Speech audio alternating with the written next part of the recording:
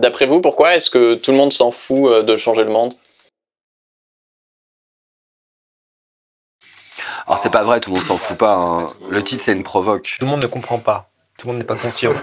Et tout le monde ne veut pas regarder, surtout. C'est ça, surtout ça. Tout le monde ne s'intéresse pas à la solution, ça c'est sûr. Tout le monde s'intéresse au problème. Alors par contre, comment solutionner les trucs, là, tout le monde s'en fout vraiment. Tout le monde est beaucoup plus concentré sur le fait de pointer encore une fois du doigt qu'est-ce qui va pas, de râler, de dire moi, et de dire j'ai raison. Ça personne s'en fout. Ouais. Par contre, le fait d'arriver à dire ok, maintenant qu'on a vu tout ça, qu'est-ce qu'on va faire pour essayer de braquer notre attention sur ce qu'on a, sur ce qu'on peut préserver, sur ce qu'on peut améliorer, comment est-ce qu'on peut tirer en fait de cette situation quelque chose de meilleur, qu'est-ce qu'on peut commencer. Alors là, ça commence à... Après, on blâme pas, hein, le fait de s'en foutre, c'est un moyen d'autodéfense, en fait. Bien sûr. Parce que quand t'es si tu te prends tout dans la tronche d'un coup, tu tombes des nues, en fait, tu te sens impuissant. Donc, ton cerveau, pour te faire survivre et pas faire péter tous tes plombs d'un coup, il dit non, mais attends, j'ai raison de m'en foutre finalement, attends, j'ai pas... c'est même, il a pas le choix, je pense. Je discutais avec quelqu'un qui travaille dans l'astrophysique qui me disait il faut jamais oublier que le cerveau humain n'est pas câblé pour envisager l'infini. Et quand on dit ça de l'infini, c'est vrai aussi de la finitude. C'est-à-dire qu'aujourd'hui, il se passe un truc historiquement unique. On a des données mathématiques et scientifiques qui nous donnent la perspective de l'extinction de notre civilisation et de notre espèce à des échelles qu'on pourrait voir potentiellement, nous, de notre vivant, que nos enfants vivront très certainement. Et ceci, en dehors d'inquiétudes millénaristes, en fait, ça n'a jamais été le cas dans l'histoire, en tout cas pas appuyé avec des données aussi fortes. Et donc, à un moment donné, notre cerveau, en fait, ne peut pas envisager ça. Ça crée un truc de sidération de l'ordre de... C'est l'information traumatique, en fait. Surtout que on sait que ça n'est pas fortuit, ça n'est ni Dieu, ni Satan, ni TF1, ni quoi que ce soit qui a causé la situation. On n'a pas toutes les données sur TF1.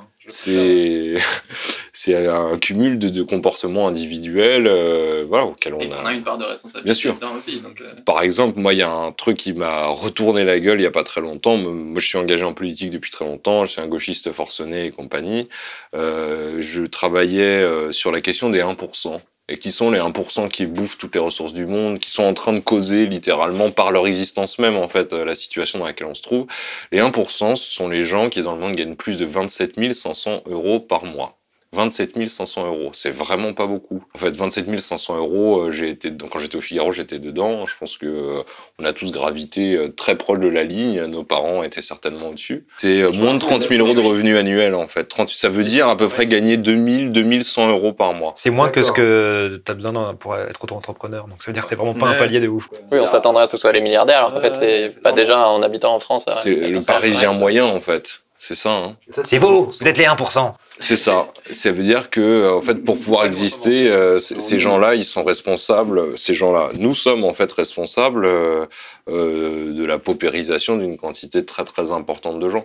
Notre niveau de vie implique l'existence de 200-300 travailleurs esclaves à travers le monde qui bossent dans des usines pour faire nos chaussures, notre sofa, nos assiettes et compagnie, quoi. Voilà pourquoi est-ce que les gens n'ont pas envie de regarder. Ouais. Y compris nous, hein. Moi, c'était un moment où c'était difficile de se regarder dans la glace, que je me suis dit, en fait, les 1% que je pointe du doigt, c'est moi. Je sais qu'il y a certains sujets sur lesquels je suis prêt à avancer et d'autres, je prends mon temps et je sais que ce sera pour plus tard. Et du coup, à partir de là, le truc, c'est que le choc, au bout d'un moment, il remonte tellement haut jusqu'à l'identité, hein, dans la psycho, qu'au bout d'un moment, on est confronté à qui suis-je si j'accepte cette réalité, si je la laisse faire. Quand on n'a pas la possibilité ou les idées tout de suite de comment réagir, le cerveau, il va déformer en fait la perception de la réalité. C'est ce qu'on appelle la dissonance cognitive. Et donc, il va aller chercher des croyances qui l'arrangent à droite, à gauche, dans le qu'en dira-t-on, dans les articles de machin. Il va isoler des détails aussi pour se créer une vision du monde qui dit que, après tout, oui, bon, c'est vrai que c'est la merde, mais qu'il n'en est pas vraiment lui directement responsable, en fait. Lui, ce qu'il fait, c'est quand même bien. Tu vois. Si j'achète Max Havelaar, c'est pas grave. Voilà. C'est comme un père qui cogne son gamin et qui le cogne tous les jours à la ceinture et qui finit par croire vraiment qu'il fait ça pas pour l'aimer, par éducation. Et qui plus tard lui dit mais tu me tapais, oui mais je t'aimais tellement, tu comprends, c'est pour donner un cadre. le papa, il peut être émotionnellement, avoir tellement de dissonance cognitive qu'au bout d'un moment, il ressent vraiment l'émotion de l'amour quand il tape le gamin parce que c'est le seul moyen de survie par rapport à sa propre identité. Sinon, il rentre en dépression. On essaie de le dire dans l'épisode sur la viande, on a été saisi pendant qu'on écrivait ce sujet en se disant putain, il y a des gens, des centaines, des milliers de gens en France qui tous les jours se lèvent le matin, caressent la tête de leur gamin, font une bise à leur femme ou de leur mari et vont au travail pour tuer des vaches, des veaux, des petits animaux mignons, voir des trucs se faire écarteler, voir voler des tripes, aspirer du placenta, vider des colonnes vertébrales au couteau rasoir, et puis après, à 18h, clouc, on débranche en fait, et puis on retourne voir son môme, lui caresser la tête et regarder TF1 ou je sais pas quoi. Ah, tu vois? Ouais, encore.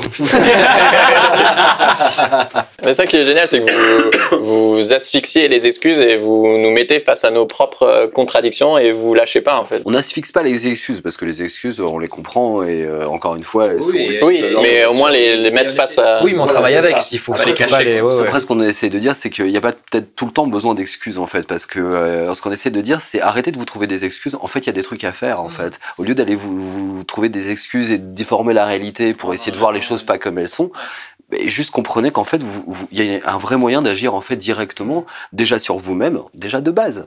Et si tout le monde agit sur soi-même, au bout d'un moment, on va avoir un effet qui, on constitue tous une société. Donc, en imaginant cette utopie, ça pourrait fonctionner.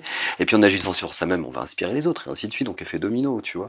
Et ça, c'est vraiment le point de départ. C'est-à-dire que tu peux faire ça vraiment, en fait. Tu vois, t'as pas besoin d'être écolo, t'as pas besoin d'avoir la bonne opinion politique ou la mauvaise d'ailleurs. T'as pas besoin de quoi que ce soit d'autre, en fait, que de travailler sur toi-même, de te poser des questions et d'essayer de te remettre en question. C'est-à-dire de reposer des questions à des réponses que tu as déjà. Remettre en question, pas mettre en question. Et ça, c'est important, hein, je le dis juste pour faire l'intello un petit peu.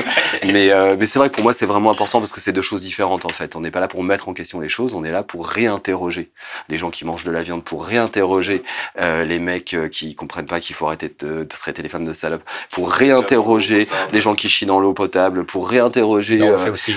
les gens qui... Non. Si.